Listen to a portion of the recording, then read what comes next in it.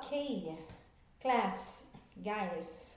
Now that we have understand the antigen antibody basics, let's enter the world of actual laboratory serological procedures. So these tests appear in every board exam from MLS to Med.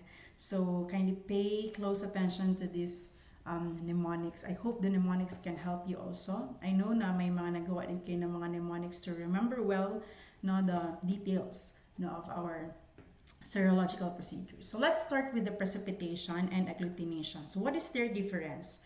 When we say precipitation, it's the soluble antigens combined with the soluble antibodies, okay, that forms the insoluble complex. All right, so to make this short, any soluble, okay, antigens in combination of a soluble antibodies, that is your insoluble complex, okay, insoluble antibodies, sorry, which forms an insoluble complex, okay, so that is insoluble complex, that is your precipitation, okay. So any cloudiness or visible lines in gels, okay, so ano yung makikita natin? There's cloudiness or turbidity, cloudiness, okay, or any visible, all right, line, especially if it uses gels, okay, then that is precipitation. The procedure is precipitation, okay. So precipitation, there's a small molecules present that forms a lattice network. It needs a lattice network. Okay, so take note that your precipitation is the simplest method for the detection of the antigen-antibody interaction. Alright, and when we say agglutination, it's the particulate antigen plus the antibody that forms a visible clumps. Okay, so if there's clumps, then that is agglutination.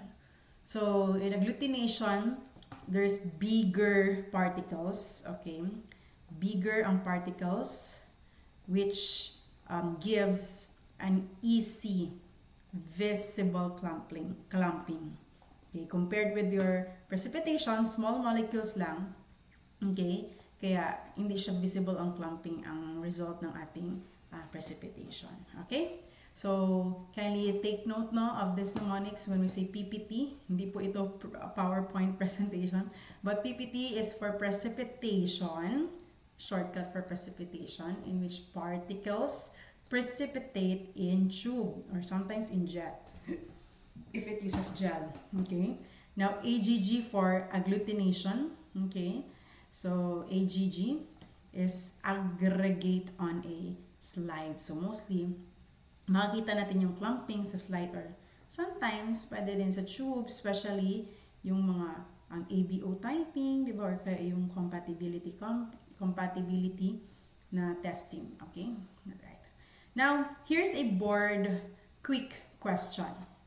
Alright. So, which method detects a soluble in antigens? Again, which method detects soluble antigens? Is it precipitation or agglutination?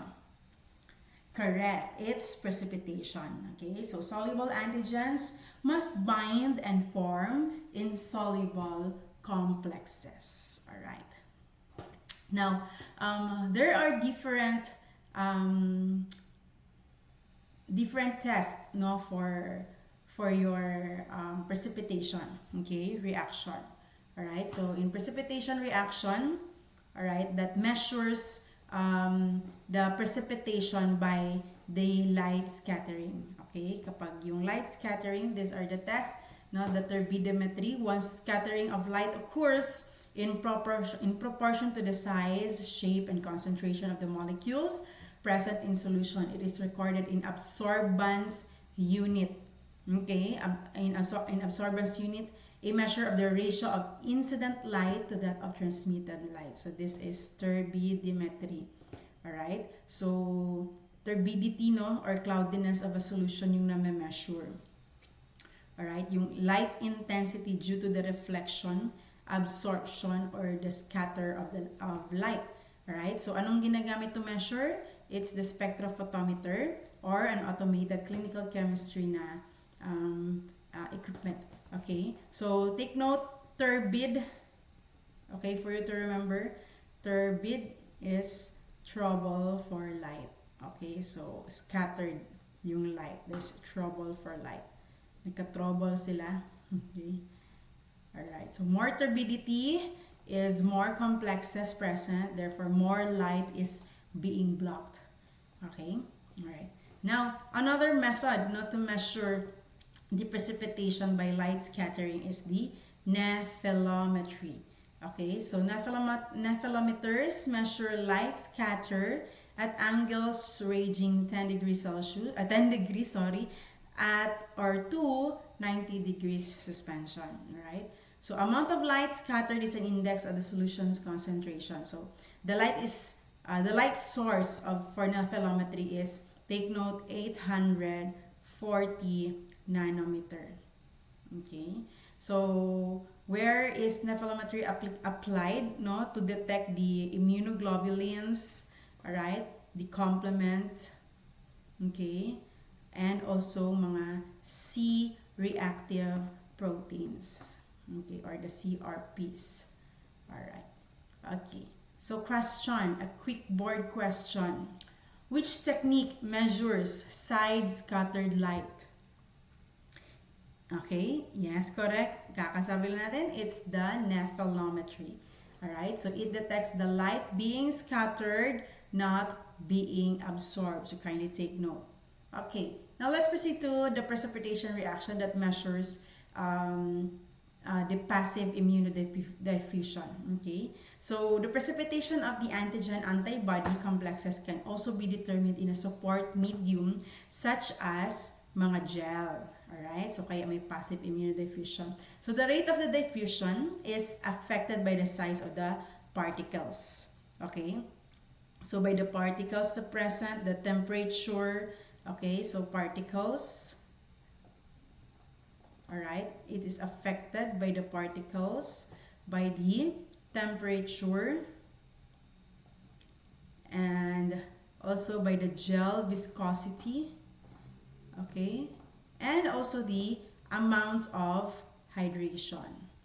Okay, so again, the rate of diffusion, okay, is affected by the size of the particles, by the temperature, okay, by the gel viscosity, and the amount of the hydration. Amount of hydration. Okay.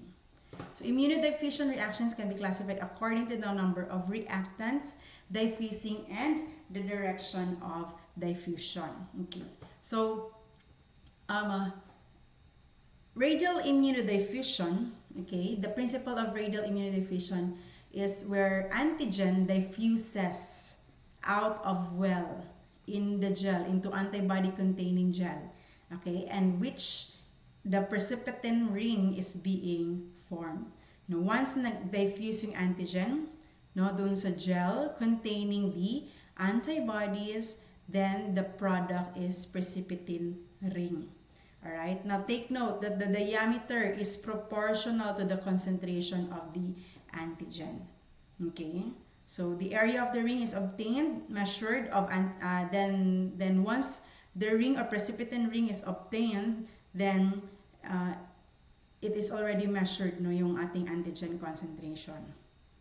Alright, so there are two methods, no, measured by these are measured by your endpoint method, in which yung endpoint method can give a result after 24 to 72 hours. And yung pinakamabilis is the kinetic method, which gives up to 18 hours. Okay? Alright. Now, in radial immunodiffusion, okay, the precision of the assay is directly related to accurate measurement of samples and standards. Alright, but take note, there are errors, no, of radial immunodiffusion. And take note of these errors because palagi itong lumalabas sa mga exams. Okay, so what are these errors? Alright, so if overfilled okay, or underfilled ang wells, of course, it can cause error, false yung amount or concentration ng ating antigens, yung ating reading also, yung precipitin ring na production. Also, if may nicking sa side ng wells, when filling, spilling sample outside the wells also. Okay? So, take note of this. Then, improper incubation time. Okay? Kung nagmamadali, hindi talaga natin dapat minamadali yung ating mga procedures. So, dapat we follow them exactly. Okay? And even their temperatures. Okay? And kaya may constant monitoring tayo of our equipment temperatures, diba? Para tama yung ating process. And lastly, what are the errors, no? The errors of RID, no, yung incorrect na measurement. Diba? Kasi if hindi enough or hindi correct yung ating measurement, then we won't get the proper results. Okay? So, your radial immunodiffusion is used to measure your immunoglobulins such as the IgM, IgG, and IgA, the GAM, and the complement components. Okay, the immunoglobulins G, A, and M, the GAM. All right, and also the complement components. Okay, now there's another precipitation reaction, no, that measures via the passive immunodiffusion. This is the Australoni double diffusion. So the principle of this test is the antigen and antibody diffuse toward each other and then forms a precipitin line. Okay, so the antigen and antibody concentration is being analyzed. Okay, so there is a semi-quantitative analysis for this. So they are placed at an angle. Now our antigen and antibodies has wells that is placed at an angle, and then after that, once they are diffused toward each other, they form this precipitin line. Okay, and after that, between antigen and antibody is rough estimate of the antigen or antibody purity. All right, the Australoni. All right, so there are pattern interpretations for Australoni. So we have the identity. Identity is if there's a smooth arc. Okay, if smooth lang ang kanyang arc, then that is their identity. Identical, there are identical antigens, two identical antigens, okay, present. If the pattern is non-identity, okay, so there are cross lines, okay, so it is indicated by a cross lines. All right, so it means that there are unrelated antigens or two different precipitation reactions. Okay, so there are unrelated, no identical determinants na present na antigens. Okay, now when we say partial identity, now there's a spur formation, just like this. Spur formation, one antigen is simpler than the other. Alright, so antigen 1A, for example, shares determinant that is part of the antigen 1, but it's not as complex. So there's a spur points, no, to the spur points to the simpler antigen. Okay.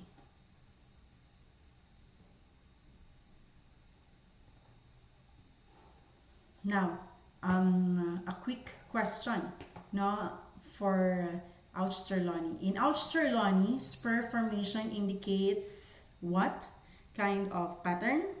It's the partial identity. Okay, spur points to where? Simpler antigen. Okay, saan siya nagpo-point ang spur? To the simpler antigen. Okay.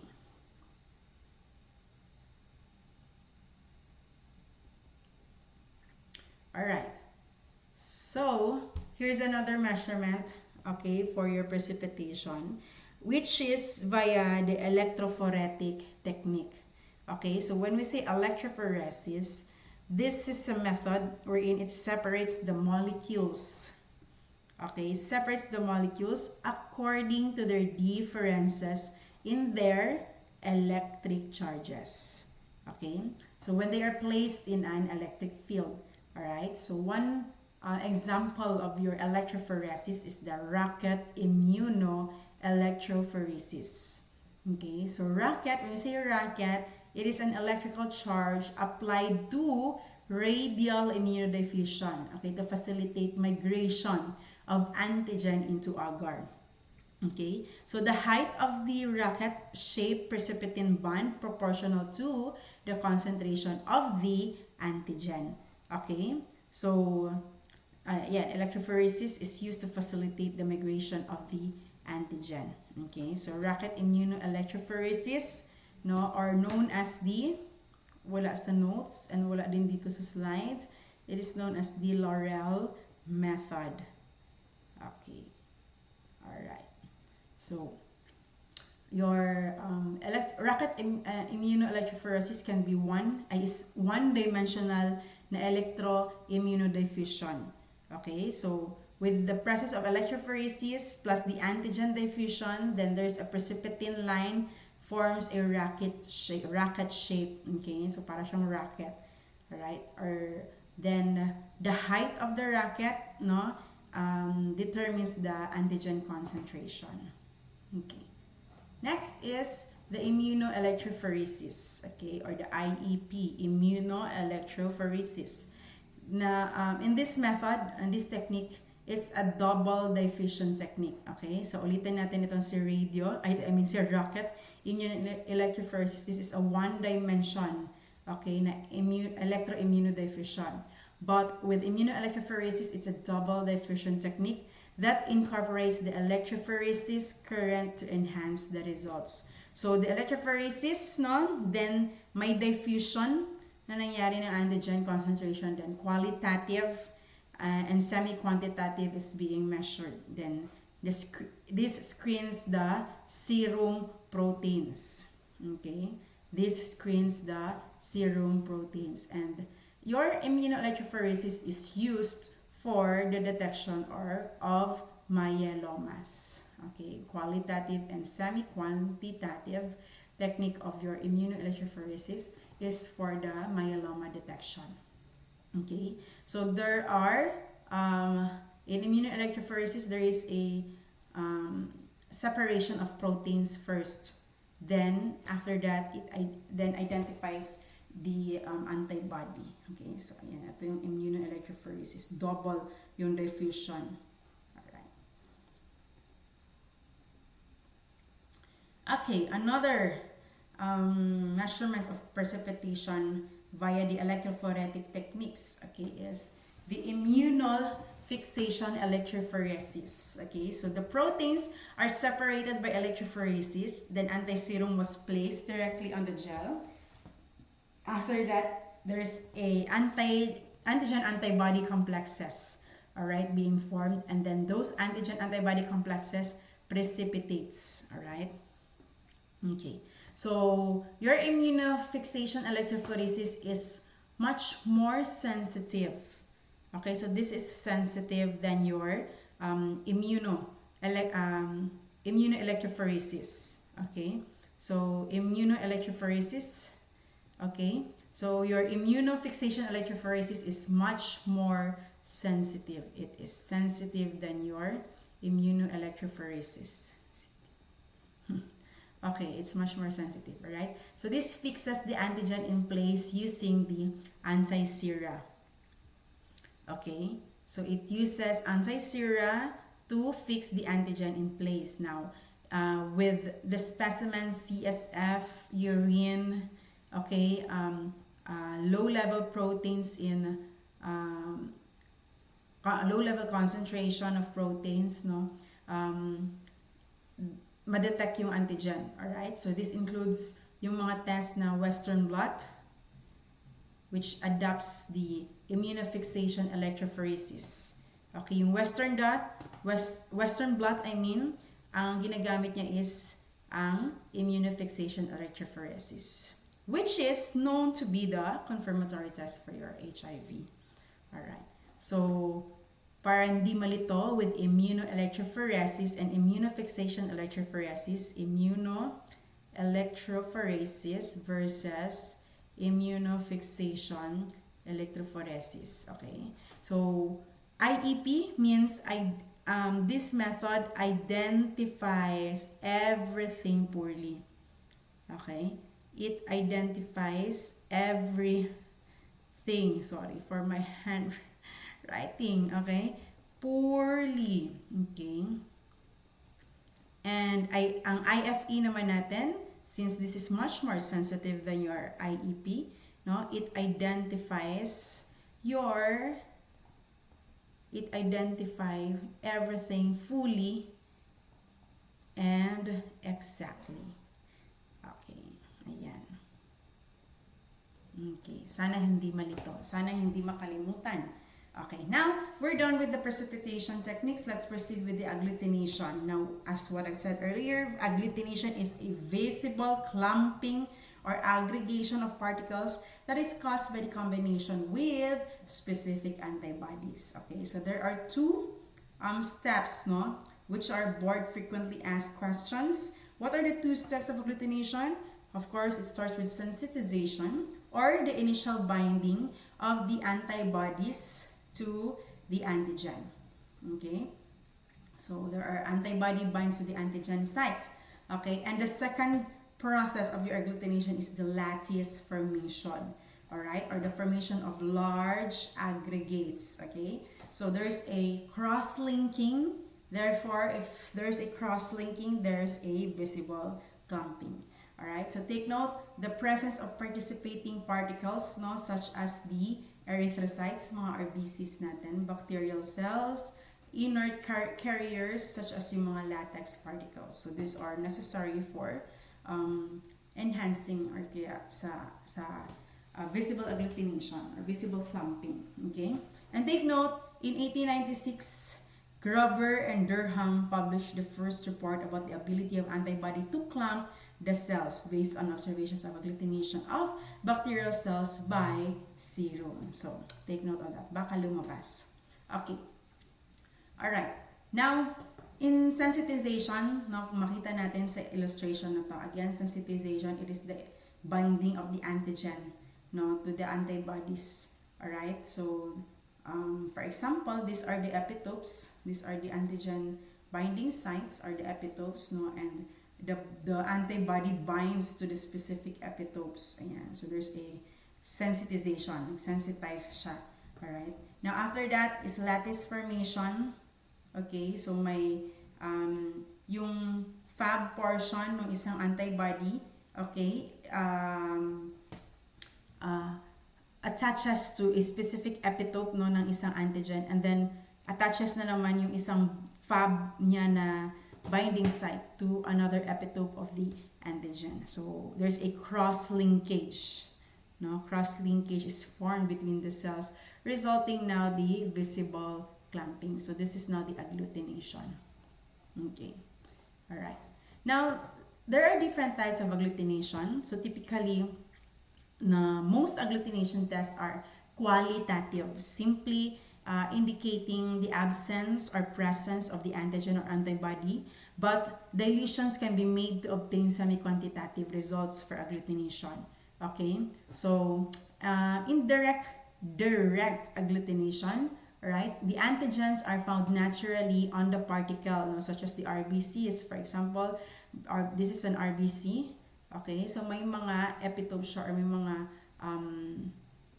antigen binding sites siya na sa surface lang. Okay?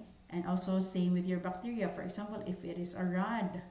Okay, so they have their specific antigenic binding sites. Alright, and even a fungi. Okay? So one of the best, most example of your direct agglutination is the Widal test. Okay? So this is a rapid screening test for what? Of course, press the buzzer, diba? Dapat huwag kakalimutan, no? Na topic ito sa ating clinical bacteriology for typhoid fever. Okay. So, the antigens used for Widal test, no, is the Salmonella O, diba? Yung O niya is for somatic or yung cell wall, and H for its flagellar antigen. Okay? So, these are important, no, in identifying active infection, lalo na kapag may fourfold increase sa antibody titer. Okay? Fourfold increase in the antibody titer. Alright? Okay. Alright. Now, another direct agglutination example is the hemagglutination. Okay, hemagglutination, which is commonly used for ABO typing, ABO blood typing, for our blood typing. Okay, so the anti-sera is IgM type, and it determines the presence or absence of what? The A and B antigens. So this is performed specifically at room temperature without enhancement techniques. Alright, so interpretation for this method, no, there is a cell sedimentation pattern. Okay. Alright, so here is an example of a grading of an agglutination reaction with the ABO blood typing, diba? So remember, no, once there's a button, okay, the red cell is buttoned after centrifugation, then dito pala na after natin ma-centrifuge, alright, we lightly shake the tube and then we observe for the clumps. If it is a one solid clump, one solid button of red cell, okay, so that is graded as 4+, okay. And so if there are several large clumps, no, then that is 3+. If numerous smaller clumps, then that is 2+. If barely discernible clumps, then that's 1+. Okay, however, no, yung turbid na solution, okay, should be tested sa anong tawag dito, sa microscope to check if there is a true agglutination or may rulo lang na formation. Okay? But however, if wala, then it's negative. Okay? Smooth ang suspension. So it's 0. Okay? If this is the tube method pala, guys. Okay? Now, for slide method, okay? Slide method in which hindi masyadong nire-recommend ito. No, kasi prone ito sa false reactions. Okay? However, no, kung wala naman ding rating nito ng 4+ ba, 3+ or sa pag-report ng agglutination reaction. Okay, as long as there is large clumps, then it is reported as positive or negative. Okay? Now let's move on to another types of agglutination, which is the passive or the indirect agglutination. So the principle of this test is the soluble antigen artificially attached to the carrier. Alright? Which is, yung mga carrier natin can be latex, gelatin, silicates, mga charcoal, alright, mga bentonite, or a simply RBC. Okay? So example of your indirect passive agglutination is the rheumatoid factor test and the anti-nuclear antibody test. Okay, so this kind of test, no, there's carrier particle added. Okay, that is to help, alright, enhance the result. Okay, so once this carrier particle is being coated by the soluble antigens, then the antibody will now attach, no, to the epitopes of the antigen. Okay, and now once na nag-cross-link na sila, it then forms a lattice formation, and thus there's a visible agglutination. So take note, no, passive uses particles the carrier particles to present antigens. So, kanino nila ipapresent? To the antibodies. Okay? So kindly remember that. Alright. Now, reverse passive naman. Okay? When we say reverse passive, the antibody is the one attached to a carrier. Kapag ang antibody na mismo yung naka-attach sa carrier natin, then that is your reverse passive. Pero kapag reverse indirect, yung antigen yung naka-attach sa carrier natin. Now, once these antigens with multiple determinants, okay, dapat take note, multiple ang determinants ng ating antigen added. Okay, so para naman magkaroon ng cross linkages, and then therefore there's a lattice formation, forming a visible agglutination. So this test is used for microbial antigen detection, okay, and CRP and haptoglobin proteins, okay? Alright, so take note that reverse, when we say reverse or passive, reverse uses reagents that carry the antibody. Okay, ulitin natin yung passive. It uses particles to prevent antigens. Your reverse uses reagents that carry the antibody. Okay. Alright.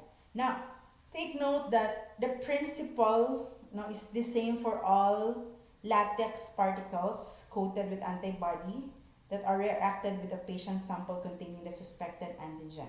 The organisms can be identified in a few minutes with fairly high sensitivity and specificity, although these varies for different organisms. Okay.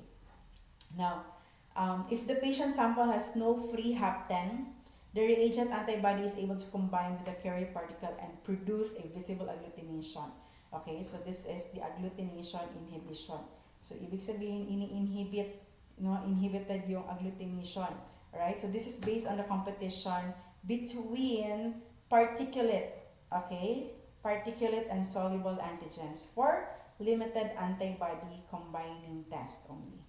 Okay, so this involves mga haptens. Remember yung mga haptens natin, they require a carrier particle. Alright, so again, if the patient sample has no free hapten, the reagent antibody is able to combine with the carrier particle and that produces a visible agglutination. Okay, if there is a visible agglutination, therefore negative siya. This is kabaliktaran ng ating regular na principle ng ating agglutination. Now, if the patient did not have sufficient hapten to inhibit the secondary reaction, now produces the absence of agglutination. So therefore, the absence of agglutination in agglutination inhibition it means it's positive. Now, if it has visible clumping, then that is negative. Okay, so yeah.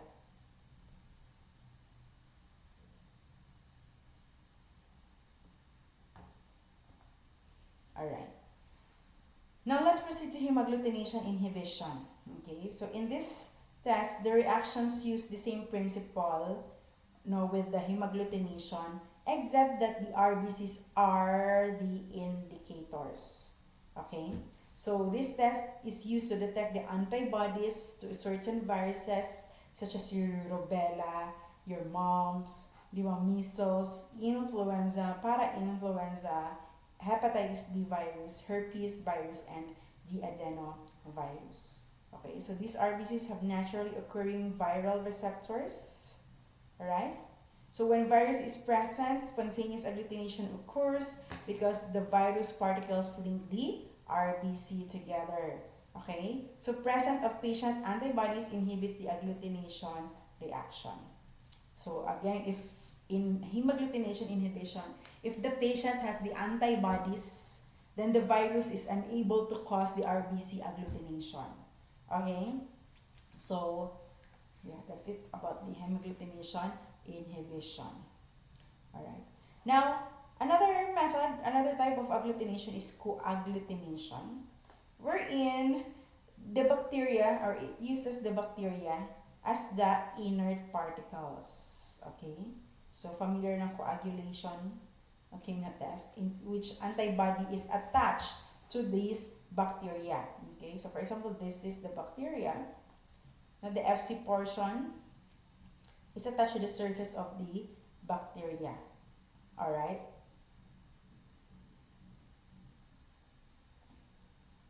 Now, Staphylococcus aureus, since it has a coagulase, right, na enzyme, it is most frequently used for this test. So if it has a protein A, no, that naturally absorbs the FC portion antibody of the IgG, then after that, once the antigen or the sample of the patient with the antigen, all right, is added, okay, then there's a visible agglutination, no, na ma-observe. So that's now positive for clumping or agglutination. Okay. Antiglobulin-mediated agglutination, which is also known as the Coombs test. Okay, so this technique detects non-agglutinating antibody by means of coupling with a second antibody. So this is the most widely used procedure in blood banking. So take note, the Coombs test or the antiglobulin-mediated agglutination. So agglutination takes place because the anti-human globulin is able to bridge the distance between cells that IgG alone cannot do. The Coombs test can be divided into direct and indirect, okay, which has different purposes. So when we say direct antiglobulin test, it detects the antibodies attached in vivo to patients' RBCs. Okay, so this is used for autoimmune hemolytic anemia, all right, for hemolytic disease of the newborn, and also mga transfusion reactions, all right, and mga drug-induced na mga RBC sensitizations. All right, when we say indirect antiglobulin test, now this is a procedure wherein the patient's serum, yung serum mismo, indirect, serum mismo ng patient, is added to a reagent RBC such as known A and mga known B. Okay. Alright. Then, after being washed, no, we add the anti-human globulin. Okay. We added the anti-human globulin. Alright. And after which, no, we observe for the agglutination. If there is a presence of the IgG. Okay, which is from the anti-human globulin.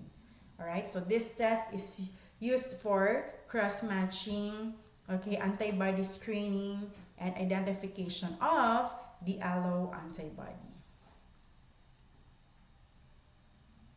Alright. So that ends our discussions about the precipitation and agglutination. So now let's proceed with the immunoassays, okay? So in immunoassays,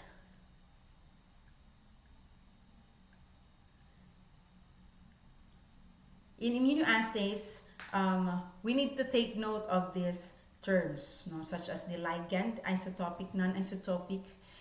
When we say ligand, these are the substances that are being measured in the immunoassay.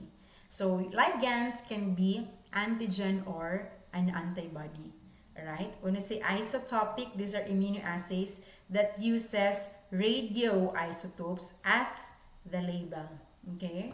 In which these are rarely used nowadays. Alright? Non-isotopic, no, these are immunoassays that uses something other than radioisotopes as the label. So, aside sa radioisotopes, they use these enzymes, fluorochrome, na mga chemiluminescent na molecules, non-isotopic. When you say competitive immunoassay, it is where patient's antigen and labeled reagent antigen compete for binding sites on the reagent antibody. Okay. Now, non-competitive immunoassay, no, this does not involve competition for binding sites. So this is more sensitive than the competitive assays. Alright? And another type now of your immunoassay is heterogeneous or homogeneous. When we say heterogeneous, this requires washing. Okay? Or the separation step. Okay, this is the washing or the separation step. Okay? And solid phase contains antigen or antibody. And take note, heterogeneous is more sensitive compared to your homogeneous, because homogeneous doesn't require separation step, no? So there can be possibility of mga unwanted na mga particles, unwanted molecules, no? So because there's no washing, the enzyme activity changes upon antigen antibody binding, okay? And your homogeneous is much easier to automate. Okay. All right. Now, in this immunoassay can be enzyme immunoassay, okay? So when we say enzyme immunoassay, this is an immunoassay that uses an enzyme as what? As a label, all right? So once it uses enzyme, it is an enzyme immunoassay. And the substrate is added to measure the enzymatic activity. Now, we have direct EIA or direct enzyme immunoassay. This is the first type of the immunoassay developed. Now, this is competitive, okay? And enzyme label reagent is part of the initial antigen antibody reaction. So all reactants are added at the same time, and there's one incubation and only one washing. All right. Now, the indirect enzyme immunoassay, this is a non-competitive, okay? Non-competitive ito, and enzyme labeled reagents isn't involved in the initial antigen antibody reaction. So there are 2 incubations and there are 2 washes, okay? So this is more sensitive, no, yung indirect natin is much sensitive than your direct enzyme immunoassay. So, by the way, your the indirect enzyme immunoassay is also known as the enzyme link immunosorbent. Okay, enzyme link immunosorbent assay, or the ELISA. Okay. Now, the solid phase immunoassay, no, the reagent antigen or antibody is being bound to a support medium. Alright, so for example, na mga support medium is the polystyrene test tubes, microtiter plates, the cellulose membranes, and glass beads. Okay. Alright. Now, enzymes are naturally occurring molecules that catalyze certain biochemical reactions. Okay, so enzymes react with suitable substrates to produce the breakdown product. So here's the enzyme immunoassay. So i-emphasize ko lang, no, yung ating classification ng enzyme immunoassay. So heterogeneous enzymes and the homogeneous immunoassays, okay? So any immunoassay that uses an enzyme as label is the heterogeneous enzyme immunoassay yun siya na test, okay? So in heterogeneous, okay, so may washing, di ba, to separate the bound analyte, okay? And homogeneous does not need separation, wala siyang washing. Okay. Alright. Now, to give you more illustration of the different types of the ELISA, or the different types of ELISA. Now we have ELISA, direct ELISA. Okay, the antigen antibody binding is reversible. Okay, so this is reversible and governed by the law of mass of action. Reversible itong ating reversible ang ating direct ELISA. Okay, so this is reversible. Alright. Okay. Now, antigen attached to plate. Okay. Ang anong tawag ito? Nawawala ako. Sorry. The direct ELISA, no? So there's an attachment of the antigen, no, to the plate, no, in this illustration, ayan, to the polystyrene plate. Alright, then the enzyme labeled, ito, may label siya na antibody, binds directly, no, to the bound antigen. Then after that, there's a color change, and in which this change is being measured using a colorimeter. Alright, So the color change, okay, the color change is equals to the amount of the antigen, okay, amount of the antigen. All right. So to remember your direct ELISA, no? So direct meaning it uses dye. D for dye. Direct uses dye, which comes directly from one antibody. Okay? Dye that comes from one antibody. Okay. Alright, now let's proceed to indirect ELISA. This test no, is the same with your direct. The antigen is being attached to the polystyrene plate. Then the primary antibody without the label is being added, and it then attaches to the antigen, which is placed or placed in the plate. Okay? Then after that, after the washing, to remove yung mga unbound na mga antibodies, the enzyme-linked secondary antibody is then added. Alright? Which attaches to the Fc portion of the primary antibody.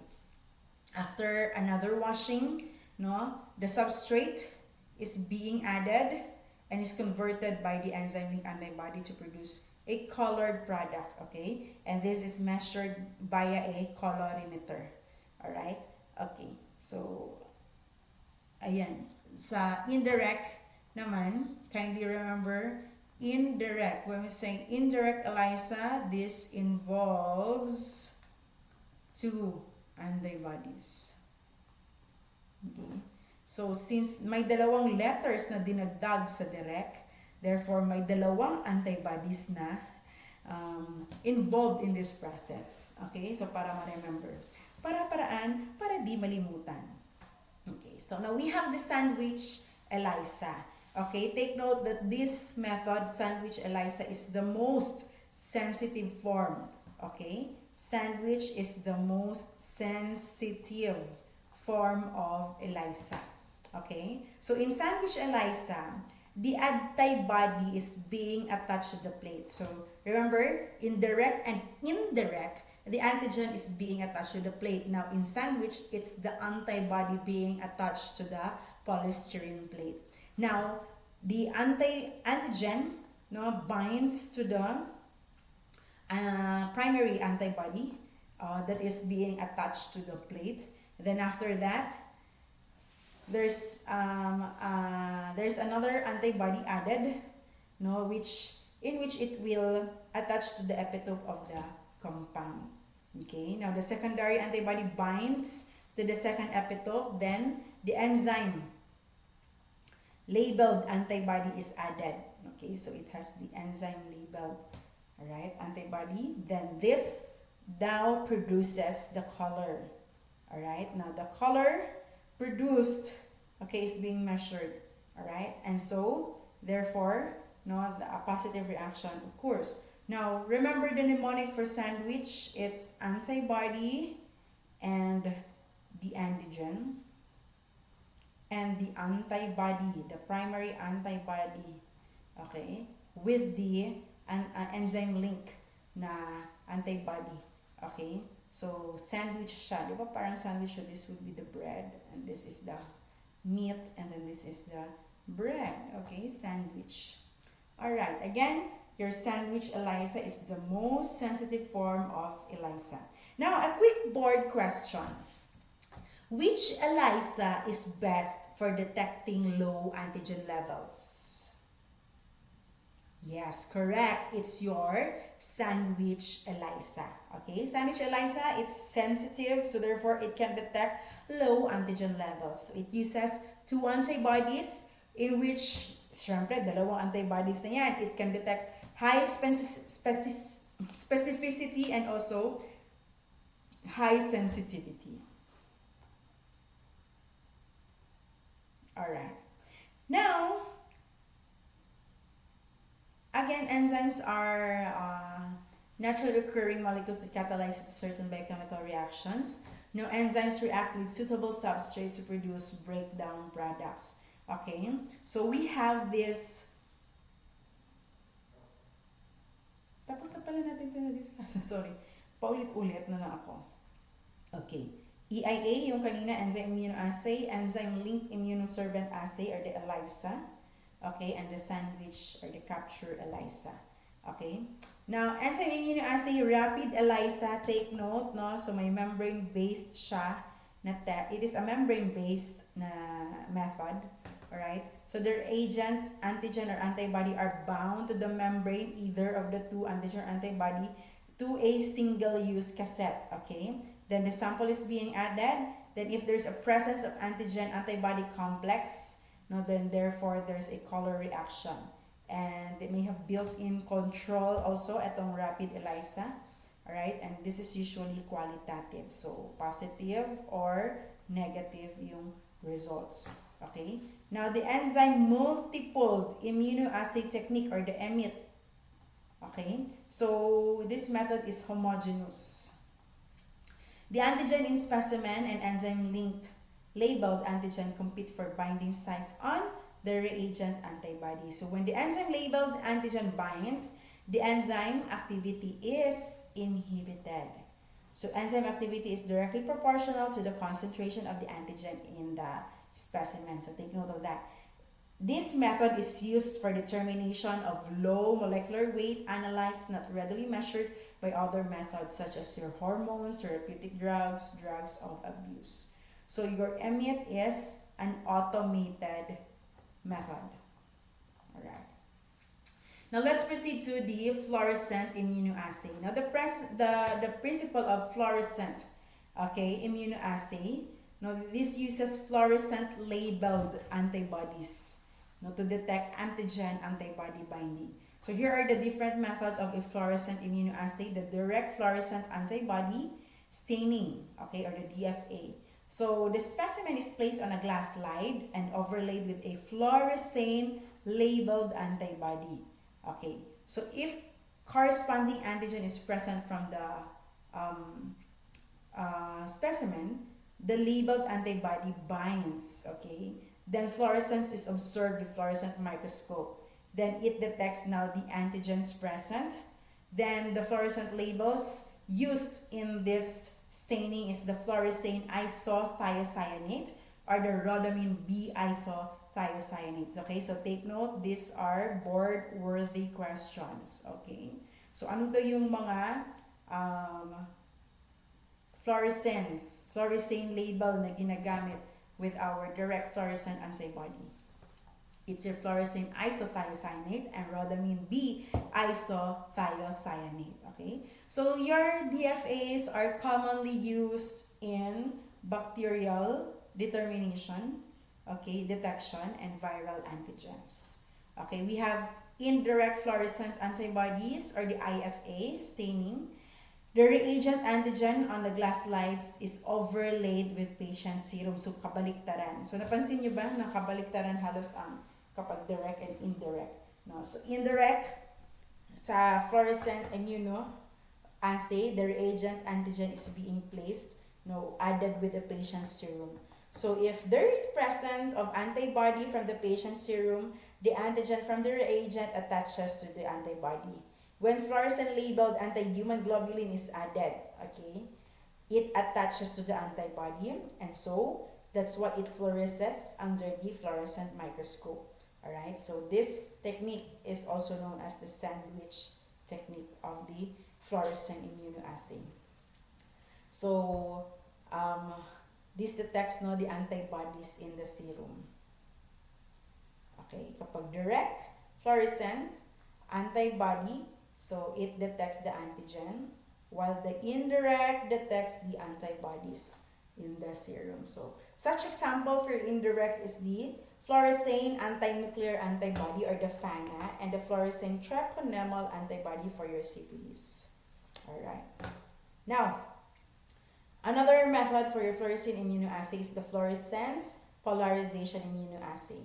So, the labeled antigens competes with the antigen in the specimen for sites on the reagent antibody.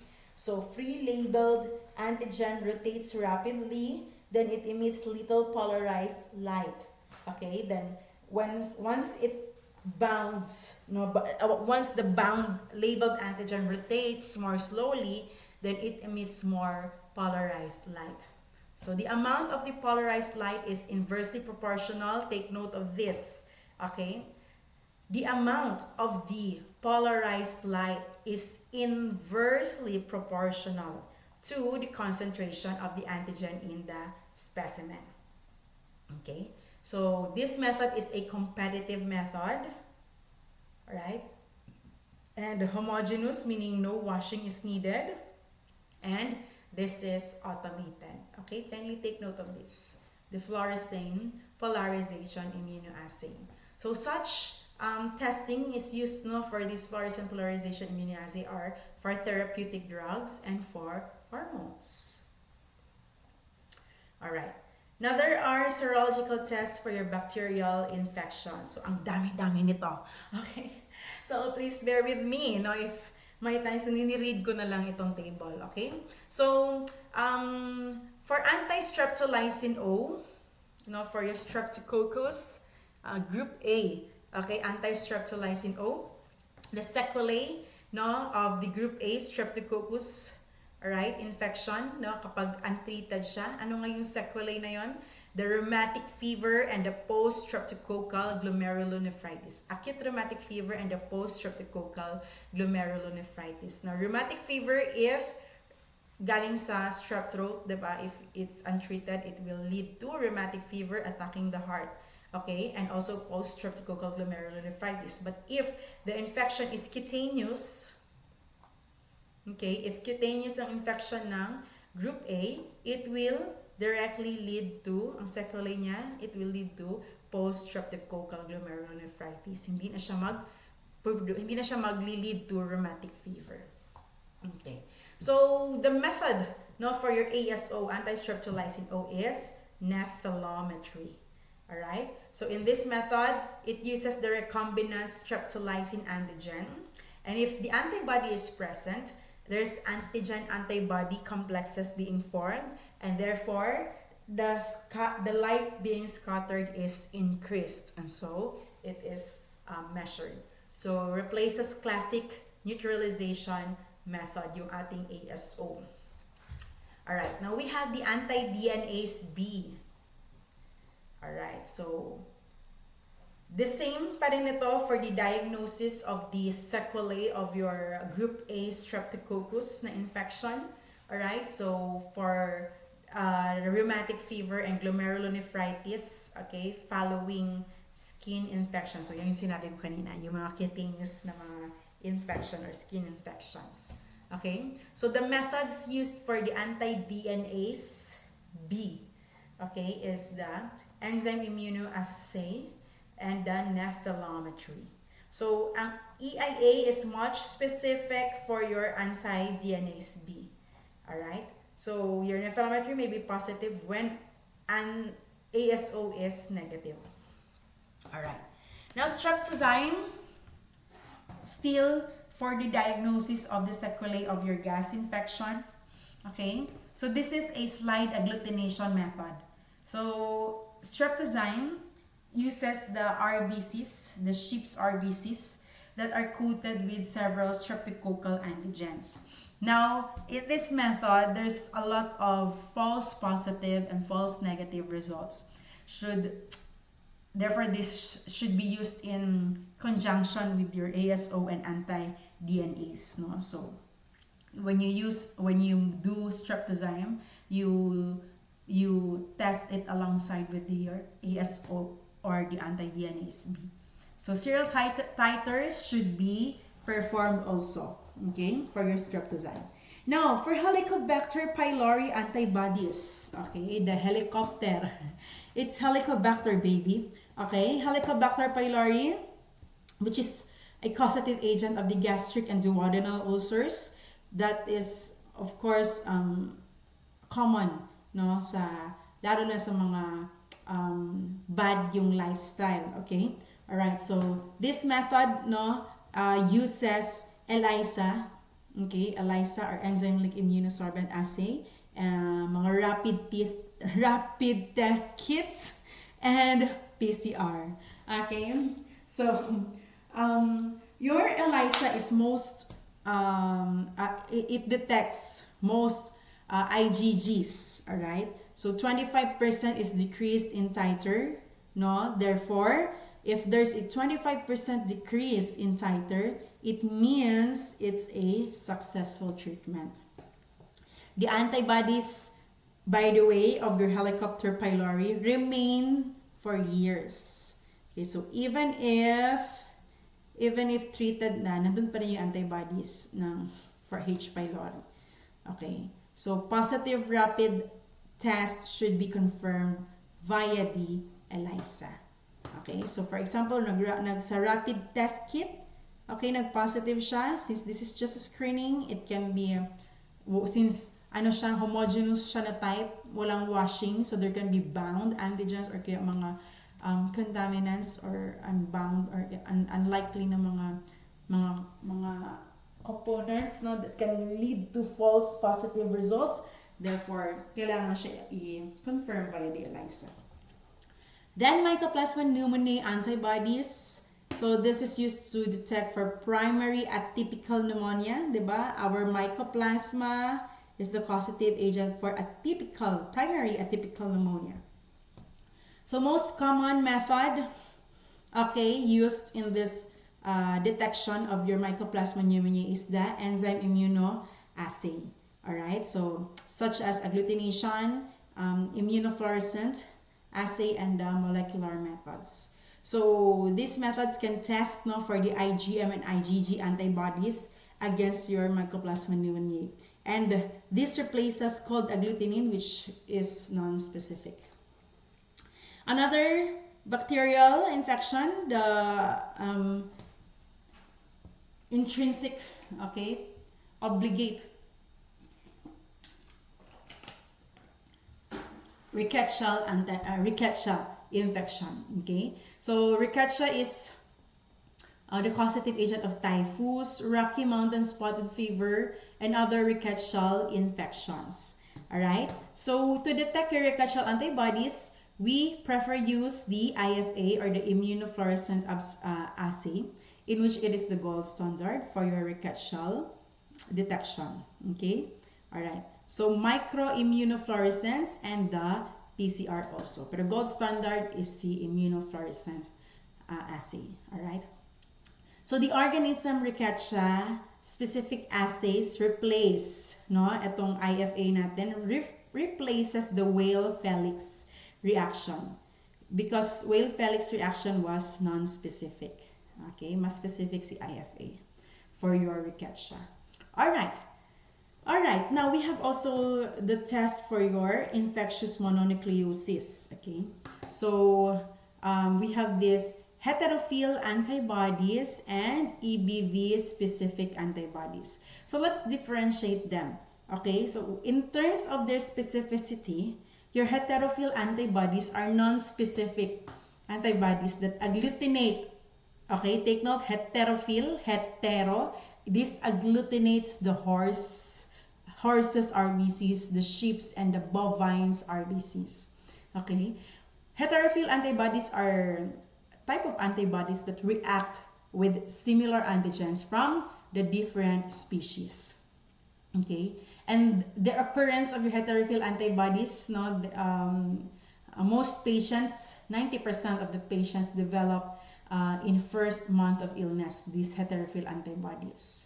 Okay, and it can persist for 1 year as negative in some patients that are adults and up to 50% of the children with infectious mononucleosis. So if symptomatic and heterophil negative, then the test for EBV specific, then we have to test it for EBV specific antibodies. Again, if symptomatic siya and negative siya for heterophil antibodies, then proceed for testing for against EBV specific antibodies. Okay, so the test method used for your heterophil antibodies are the rapid latex agglutination, solid phase immunoassays, the antigen that is being purified bovine RBC extract, and screening test. Okay, so for your EBV specific antibodies, okay, the specificity for your EBV is it's highly specific against the Epstein-Barr virus. All right, compared with heterophil antibodies. These antibodies are specific for the antigens of your Epstein-Barr virus, which are present in different phases of the infection, which is during the early phase of the infection. Early antigen is stands as EA or nomenclature as EA. Late antigens, late phase viral capsid antigen, okay, or the VCA. And if it's latent, then the detected antigen is the EBV nuclear antigen. Okay? If it's early, it's the EA or early antigen. If late na, it's viral capsid antigen or the VCA. And if it's latent, it's EBV nuclear antigen. And the occurrence of your EBV specific antibodies, okay, so your anti-VCA IgM, antiviral capsid antigen, IgM appears on the onset of the symptoms, sorry, and it disappears in 3 months. Alright? So once na parang nagre-recuperate na yung patient, so mawawala na yung viral capsid, antiviral capsid antigen na IgM ng ating EBV. Now, if the anti-VCA IgG, alright, when we say IgG, the same with your IgM, it appears on the onset of the symptoms, then your IgG persists for life. Unlike your IgM, di ba, magdi-disappear. So remember yung ating phase ng ating antibodies, di ba? Yung primary and secondary phases niya. Si IgG ang maglalast, okay, compared with your IgM.